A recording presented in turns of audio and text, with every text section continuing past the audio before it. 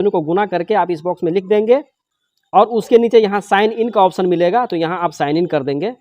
तो sign in करने के बाद हम अपने स्कूल आईडी से लॉगिन हो चुके हैं। यहाँ कई सारा ऑप्शन मिल रहा है, तो हम यहाँ स्टूडेंट वाले ऑप्शन पर क्लिक करेंगे। तो इतना करते ही यहाँ ब्लैंक पेज दिख रहा है, तो हम इस 3 लाइन पर क्लिक करेंगे। तो इतना करते ही यहाँ देखिए कई सारा ऑप्शन हमें देखने को मिल रहा है। तो ये सबसे ऊपर जो आप देख रहे हैं स्टूडेंट इन्फॉर्मेशन, इस पर आप क्लिक करेंगे। उसके बाद फिर से हम यहाँ 3 डॉट पर क्लिक करेंगे।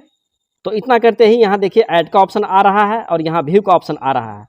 तो नए छात्रों को जोड़ने के लिए इस ऐड वाले ऑप्शन पर क्लिक करना होगा और नए एंट्री किए हुए छात्रों को देखने के लिए आपको इस व्यू वाले ऑप्शन पर क्लिक करना होगा। तो फिलहाल हमने किसी भी छात्र को अभी नहीं जोड़ा हुआ है, तो यहाँ पर अभी कोई डाटा नहीं मिलेगा। तो चलिए हम यहाँ से एक स्टूडेंट की एंट्री करते हैं। तो इसके लिए हम ऐड अथवा जोड़े पर क्लिक करेंगे। तो इतना करते ही देखिए कुछ इस प्रकार का इंटरफेस आ गया है। इस पेज को आपको ऊपर की तरफ स्क्रॉल करना होगा। तो जब आप नीचे आएंगे तो यहाँ वर्तमान विद्यालय का विवरण मिलेगा, जैसे कि यहाँ पर शैक्षणिक वर्ष, आपका जिला, आपका प्रखंड, आपका संकुल, आपका विद्यालय आदि पहले से ही फिल रहेगा। जब आप कुछ नीचे आएंगे तो यहाँ पर आपको वर्ग सेलेक्ट करने का ऑप्शन आएगा। तो यहाँ पर आप क्लिक करेंगे। तो क्लिक करते ही आप देखेंगे कि आपके विद्यालय के अंतर्गत जितनी भी कक्षाएं संचालित हो रही है सभी वर्ग आपके सामने ओपन हो गया है। तो यहाँ से आप जिस कक्षा के छात्र की एंट्री करने जा रहे हैं वहाँ से इस क्लास को आप सेलेक्ट करेंगे। तो जैसा कि हम क्लास 1 को सेलेक्ट करते हैं और क्लास को सेलेक्ट करने के बाद नीचे सेक्शन है, तो यहाँ पर आप क्लिक करेंगे और यहाँ से आप सेक्शन ए को सेलेक्ट कर लेंगे। यहाँ पर आप ध्यान देंगे कि जहाँ जहाँ रेड कलर का एक स्टार बना हुआ है इसको आपको फिल करना बहुत ज़रूरी है, और जहाँ ये स्टार नहीं बना हुआ है आप उसे छोड़ सकते हैं। सेक्शन को सेलेक्ट करने के बाद जब आप नीचे आएंगे तो यहाँ एडमिशन नंबर का एक ऑप्शन दिखाई देगा। एडमिशन नंबर आप वही फिल करेंगे जो आपके एडमिशन रजिस्टर में होगा, उसी अनुसार आप इसको फिल कर देंगे। एडमिशन नंबर जब आप फिल कर देंगे उसके नीचे बोला जा रहा है कि छात्रों के शिक्षा का माध्यम, तो यहाँ पर आप क्लिक करेंगे और क्लिक करने के बाद यहाँ से आप छात्र के शिक्षा का माध्यम को आप चूज कर लेंगे। यदि हिंदी भाषी छात्र होगा तो आप हिंदी पर क्लिक करेंगे और यदि उर्दू भाषी छात्र होगा तो आप यहाँ उर्दू पर क्लिक करेंगे। तो चलिए मेरे केस में उर्दू का छात्र है तो हम उर्दू पर क्लिक करते हैं। शिक्षा का माध्यम जब आप चूज कर लेंगे तो उसके नीचे बोल रहा है डेट ऑफ एडमिशन, तो जिस तिथि को आपने इस विद्यार्थी का एडमिशन लिया है यहाँ पर आप क्लिक करके इसको फिल कर देंगे। तो जैसे ही आप क्लिक करेंगे तो कुछ ऐसा इंटरफेस आएगा। यहाँ से आप साल को पहले सेलेक्ट करेंगे, तो यहाँ हम साल को सेलेक्ट करते हैं। साल को सेलेक्ट करने के बाद आपको मंथ चूज करने का ऑप्शन आएगा, तो यहाँ से आप मंथ को सेलेक्ट कर लेंगे और मंथ को सेलेक्ट करने के बाद यहाँ से आप डेट को सेलेक्ट कर लेंगे। तो यहाँ देखिए नामांकन तिथि फिल हो गया है, उसके नीचे देखिए पंजीक्रम है। तो यहाँ से आप विद्यार्थी का रोल नंबर जो होगा उसको आप यहाँ फिल करेंगे। रोल नंबर फिल करने के बाद जब आप नीचे आएंगे तो यहाँ बोला जा रहा है if studying in class 1 status of previous year, तो यहाँ पर आप क्लिक करेंगे। तो जैसे ही आप क्लिक करेंगे तो ये पूछ रहा है कि ये बच्चा कहाँ से आया है, अनदर स्कूल से आया है अथवा आंगनबाड़ी से आया है अथवा ये बच्चा कहीं भी नहीं पढ़ रहा था। तो यहाँ से आप अपने अकॉर्डिंग चूज कर लेंगे, जैसे कि हम यहाँ NA चूज करेंगे। उसके नीचे जब आएंगे तो यहाँ व्यक्तिगत जानकारी मांग रहा है, जैसे कि यहाँ छात्र का आधार संख्या आपको दर्ज करना है। तो यदि स्टूडेंट्स का आधार संख्या आपके पास उपलब्ध होगा तो इसे आप फिल कर देंगे यहाँ पर। और उसके नीचे आएंगे तो यहाँ छात्र का नाम बोल रहा है, तो इस बॉक्स में आप उस छात्र का नाम को फिल कर देंगे। जब स्टूडेंट्स के नेम को आप फिल कर देंगे उसके नीचे बोल रहा है छात्र का नाम आधार के अनुसार, तो यहाँ पर आधार में जिस प्रकार से छात्र का नाम होगा उसी प्रकार से यहाँ आप फिल कर देंगे। उसके नीचे है फादर्स नेम, तो इस बॉक्स में आप फादर्स नेम को फिल कर देंगे। और उसके नीचे बोला जा रहा है माता का नाम, तो इस बॉक्स में आप मदर्स नेम को फिल कर देंगे। उसके बाद यहाँ जन्म तिथि आपको फिल करना है, तो क्लिक करने के बाद आपको यहाँ से साल को चूज कर लेना होगा और ईयर को चूज करने के बाद यहाँ से आपको मंथ को सेलेक्ट कर लेना है और उसके बाद यहाँ से डेट को सेलेक्ट कर लेना है। तो इतना करते ही छात्र का जन्म तिथि यहाँ फिल हो गया है।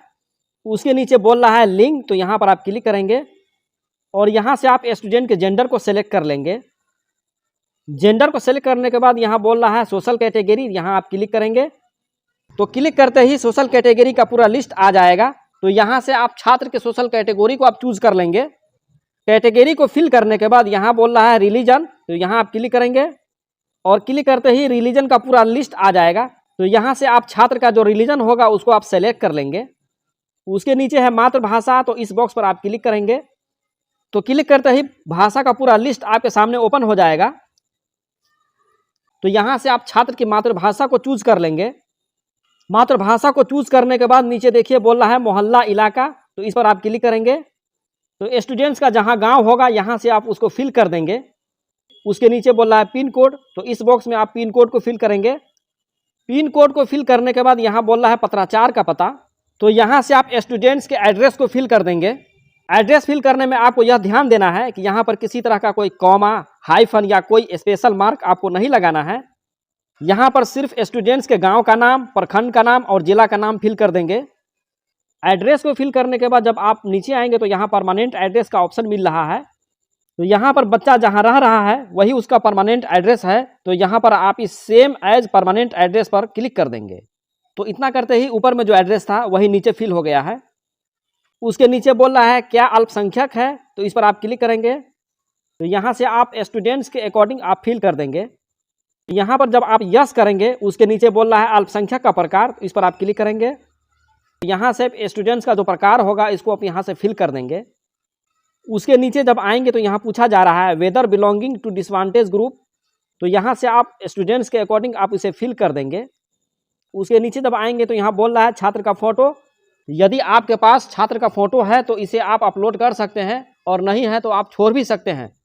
फोटो अपलोड करने के लिए आपको चूज फाइल पर क्लिक करना होगा। फोटो अपलोड करते समय एक बात का आप ख्याल रखेंगे कि फ़ोटो का साइज़ मैक्सिमम 2 MB तक होना चाहिए और फोटो PNG और JPG फॉर्मेट में होना चाहिए।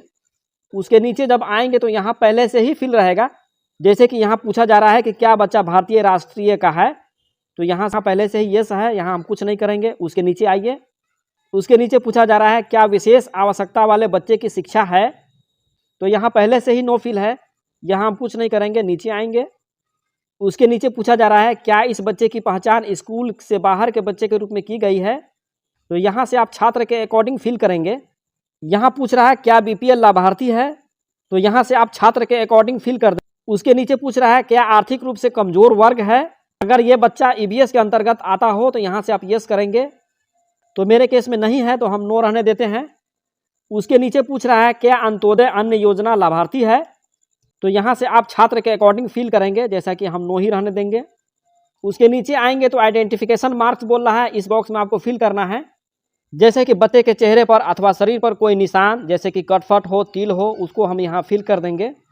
जब आप आइडेंटिफिकेशन मार्क्स को फिल कर देंगे उसके नीचे जब आएंगे तो यहाँ पूछ रहा है विद्यालय पूर्व विवरण। यदि आप क्लास 1 के स्टूडेंट की एंट्री कर रहे हैं तो आपको इसे भरने की ज़रूरत नहीं है। अगर क्लास 2 से लेकर के ऊपर तक के बच्चों की एंट्री कर रहे हैं तो इसे आपको भरना होगा, तभी जाकर ये सबमिट होगा। तो जैसा कि हम क्लास 1 की एंट्री कर रहे हैं तो इसे हम छोड़ रहे हैं। उसके बाद यहाँ बैंक डिटेल्स को आपको यहाँ फिल करना है। यहाँ पर आप ध्यान देंगे कि यदि आप 8वीं कक्षा से ऊपर के स्टूडेंट की एंट्री करेंगे तो बैंक डिटेल्स आपको भरना जरूरी होता है, उसके बिना यह फॉर्म सबमिट नहीं हो पाएगा। अगर आपके पास क्लास 1 से 8 तक के स्टूडेंट्स का बैंक डिटेल्स है तो इसे आप डाल देंगे, और अगर नहीं है तो इसे आप खाली भी छोड़ सकते हैं। तो जैसा कि मेरे पास इस स्टूडेंट्स का बैंक विवरण था तो मैंने इसे फिल कर दिया है। बैंक विवरण को जब आप फिल कर देंगे उसके नीचे जब आएंगे तो यहाँ पूछ रहा है मोबाइल नंबर, तो यहाँ पर आप स्टूडेंट्स के पेरेंट्स का मोबाइल नंबर को फिल कर देंगे। आप पेरेंट्स के मोबाइल नंबर को फिल करने के बाद जब आप नीचे आएंगे तो यहाँ ईमेल मांग रहा है, तो ये सब ऑप्शनल है, इसे आप खाली भी छोड़ सकते हैं। उसके नीचे जब आएंगे तो ये पूछ रहा है कि क्या वार्षिक आय 1.5 लाख से कम है, तो ये सब डेटा अगर आपके पास है तो आप इसे फिल कर देंगे, अन्यथा इसे आप खाली भी छोड़ सकते हैं। उसके नीचे कुछ प्रमाण पत्र आपको अपलोड करने के लिए कह रहा है, तो इसे आप खाली छोड़ देंगे।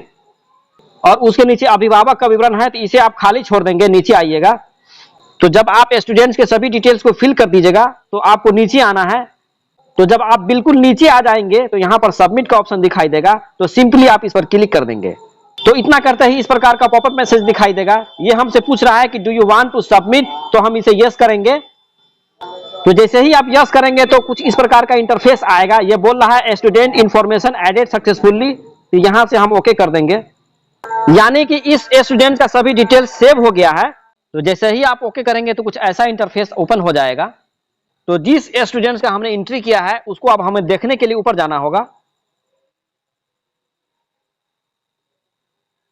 तो जब आप बिल्कुल ऊपर आ जाएंगे तो यहाँ ऐड का ऑप्शन मिलेगा और व्यू का ऑप्शन मिलेगा, तो आप व्यू पर क्लिक करेंगे और क्लिक करने के बाद आपको नीचे आना होगा। तो जब आप कुछ नीचे आइएगा तो यहाँ से आपको क्लास सेलेक्ट करना होगा। जिस क्लास के स्टूडेंट्स को आपने जोड़ा है यहाँ से आप उस क्लास को सेलेक्ट करेंगे और क्लास को सेलेक्ट करने के बाद आपको नीचे आना होगा और यहाँ देखिए सर्च आइकन आपको दिख रहा होगा, तो सिंपली आप इस पर क्लिक कर देंगे और सर्च आइकन पर क्लिक करने के बाद आपको नीचे आना होगा। तो जब आप नीचे आएंगे तो आप देखेंगे कि जिस स्टूडेंट्स के डेटा को आपने फिल किया है सभी डेटा यहाँ मौजूद है। तो यहाँ से आप चेकआउट कर लेंगे। अगर आपको लगे कि इस स्टूडेंट्स के डेटा को भरने में कोई गलती हुई है तो आपको बिल्कुल दाएं तरफ स्क्रॉल करना होगा और जब सबसे लास्ट में आएंगे तो यहाँ पर आपको एडिट का ऑप्शन मिलेगा। तो सिंपली आप इस एडिट पर क्लिक करेंगे। क्लिक करते ही उस स्टूडेंट्स का पूरा फॉर्म खुल के आ जाएगा। तो यहाँ से आप उसके डेटा को सुधार सकते हैं और सुधार करने के बाद आपको नीचे आकर के अपडेट कर देना होगा। तो चलिए मेरे केस में सब सही है तो हम यहाँ से कैंसिल कर देंगे। तो इस प्रकार से हम नए बच्चों की एंट्री एक एक करके कर लेंगे। तो इस वीडियो में बस इतना ही था। वीडियो अगर आपको पसंद आया है तो लाइक करिए। वीडियो अगर आपको उपयोगी लगा हो तो आप अन्य शिक्षकों के साथ शेयर करिए और अगर अब तक आपने इस चैनल को सब्सक्राइब नहीं किया है तो सब्सक्राइब कर लीजिए, क्योंकि मैं इसी तरह का वीडियो लाता रहता हूं।